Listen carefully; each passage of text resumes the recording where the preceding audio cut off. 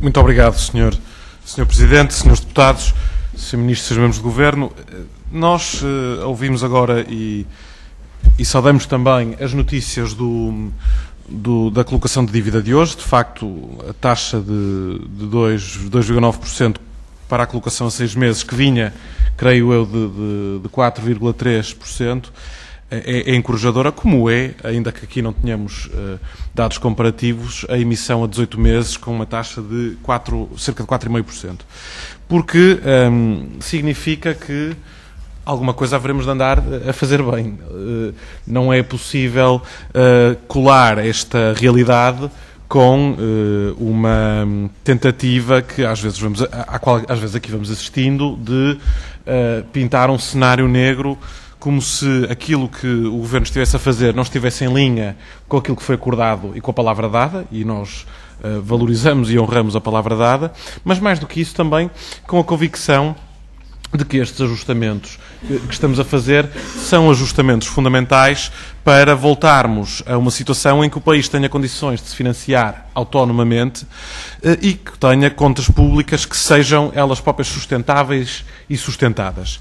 Porque o sinal de confiança que nós temos que dar, muito mais do que e alguns dirão que é só isso que estamos a fazer, mas eu nego isso, muito mais do que servir para satisfazer os mercados, eu julgo que os nossos ajustamentos servem para criar políticas sustentadas em Portugal.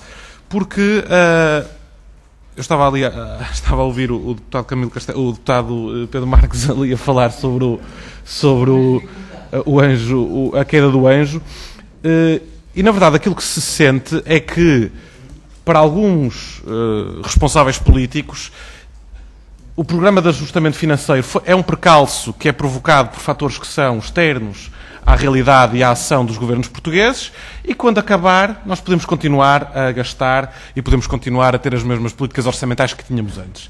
E nós discordamos dessa visão. Nós reconhecemos que Portugal estava a fazer há dezenas de anos uma estratégia e uma evolução orçamental que não era sustentável, que este programa de ajustamento financeiro é o corolário lógico do descontrolo nas finanças públicas, e que, quando ele terminar, nós não podemos voltar a uma política orçamental irresponsável, temos antes que sim que enveredar por caminhos sustentáveis. E nós não deixamos de assinalar ainda assim que, como ponto de partida para este programa de assistência financeira e com o desenrolar deste programa de assistência financeira, Portugal goza de condições bastante positivas do ponto de vista social, mas também político, e de facto, porque tivemos eleições que já foram marcadas depois, ou que já foram tidas depois do conhecimento desse programa de assistência financeira. Houve uma maioria eleitoral e continua a haver uma maioria social de apoio ao programa, e nós entendemos que a maneira de honrar essa responsabilidade que o Governo tem é o Governo apresentar um ponto uma evolução, como tem apresentado, de responsabilidade do programa, mas que chegue ao final do programa e que o país tenha condições de crescer autonomamente. Porque nós achamos que não deve ser mais possível que um Governo ou vários governos irresponsáveis possam pôr em causa as políticas futuras e até, de alguma maneira, as gerações futuras, como nós sabemos, que estão endividadas já antes de terem tomado alguma vez a palavra sobre as políticas. E, portanto, o Sr. Ministro, o que eu lhe gostava de perguntar era se, em relação ao fim do programa de assistência financeira, o Governo está ou não em condições de nos dizer que, no final do programa, Portugal terá condições de crescimento que não passem pelo descalabro nas funções públicas, nas contas públicas. E é também nesse sentido que nós saudamos o Pacto Orçamental, porque achamos que, independentemente dele estar ou não, dele ter sido ou não alvo de um compromisso dos governos, ele devia ser um compromisso de cada governo individualmente com os seus cidadãos e com os projetos de cada um dos programas de governo, que devem ser sustentados não pela dívida futura e pelos impostos futuros, mas por responsabilidade nas contas do Estado. E, nesse sentido, o programa de privatizações que já foi referido, o programa de reforma no mercado de trabalho, a libertação de certos setores da economia de uma proteção excessiva que não permitia o investimento estrangeiro e a competitividade da economia, o combate à fraude e à evasão fiscal, e aqui também gostaria de lhe perguntar, em concreto, neste orçamento retificativo, quais são as medidas que destacaria nesta matéria. Tudo isto, Sr. Ministro, são para nós peça-chave fundamental para que, em pouco tempo, Portugal possa retornar a uma estratégia, a uma autonomia nas contas públicas, mas que, sobretudo, isso nunca signifique um retorno às políticas antigas que nos deixaram aqui. Porque essas caíram, de facto, caíram com o teste da realidade, e Portugal e a Europa e o mundo só se saberá ter um futuro que não passe pelo retorno a este tipo de crises, se souber resolver de uma vez por todas o problema da sustentabilidade das contas públicas. Muito obrigado. Relativamente à questão colocada, questão de resto muito importante e relacionada com esta, colocada pelo Sr. Deputado Michael Seifert, relativamente às condições. Cada um faz o que pode, Sr. Deputado. Cada um faz o que pode.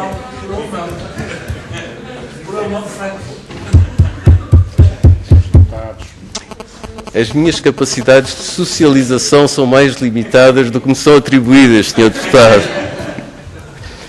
Mas relativamente a esta questão fundamental de quais são as condições para o crescimento, a lista que o Sr. Deputado apresentou parece-me um excelente ponto de partida.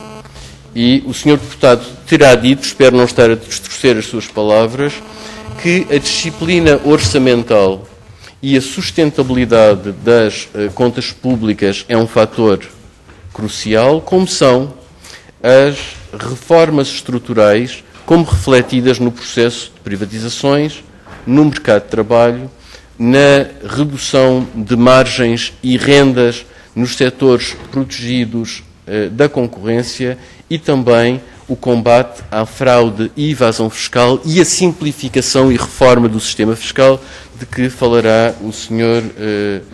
Secretário de Estado dos Assuntos Fiscais. Desse ponto de vista, é muito importante sermos aqui claros de que o nosso programa de ajustamento é um programa robusto. Isto é, os efeitos positivos sobre o crescimento sustentado que se conseguem com estes efeitos, e há boas razões para pensar que são efeitos muito significativos, não são tidos em conta na análise de sustentabilidade da dívida pública nem da dívida externa. E, consequentemente, como julgo que estamos de acordo que há margem para um aumento do potencial de crescimento da economia portuguesa, esses efeitos permitirão a realização de melhores perspectivas económicas e sociais e um ajustamento mais rápido e mais bem-sucedido no âmbito do programa de ajustamento. Um outro vetor fundamental e prioritário da política fiscal do Governo tem a ver exatamente com o combate à fraude e à evasão fiscal.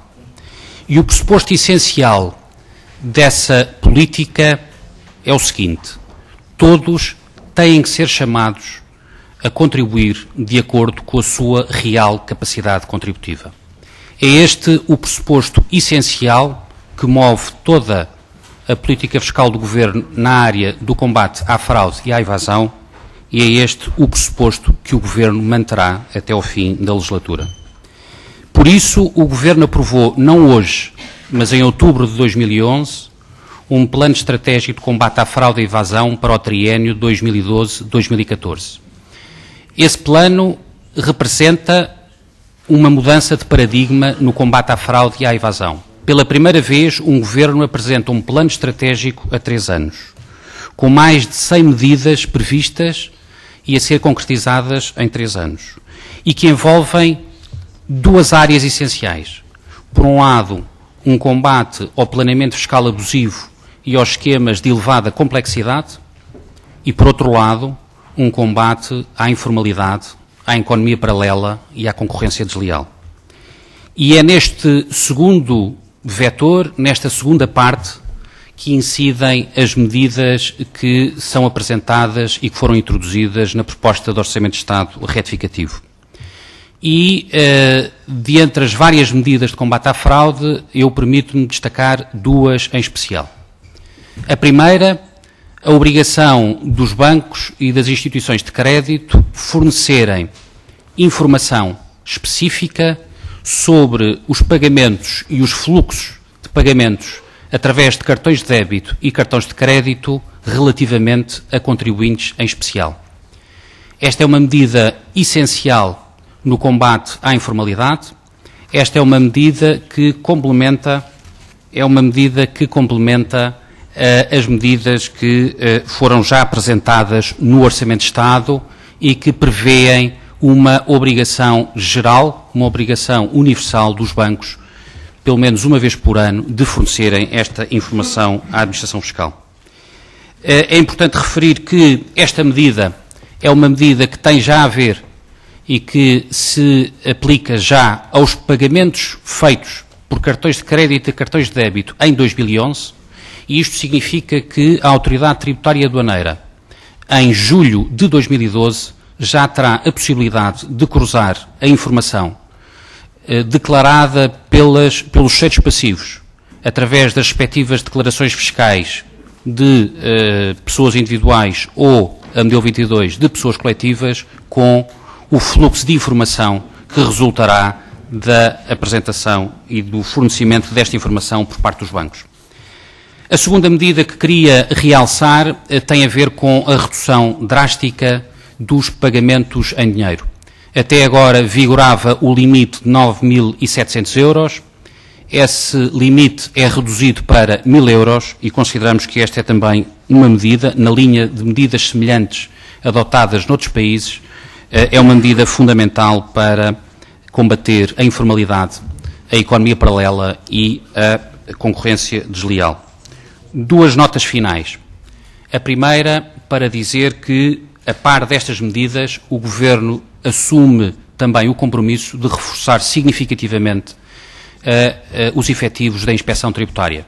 O Governo assumiu o compromisso de aumentar os recursos da Inspeção Tributária em mais 1.300 inspectores. Já entraram 350, entrarão mais 1.000 até ao final do ano. Uma última nota, apenas para dizer que o combate à fraude e à evasão fiscal é e continuará a ser um vetor essencial da política fiscal do Governo e que esta política será prosseguida com firmeza até ao fim do mandato. Muito obrigado.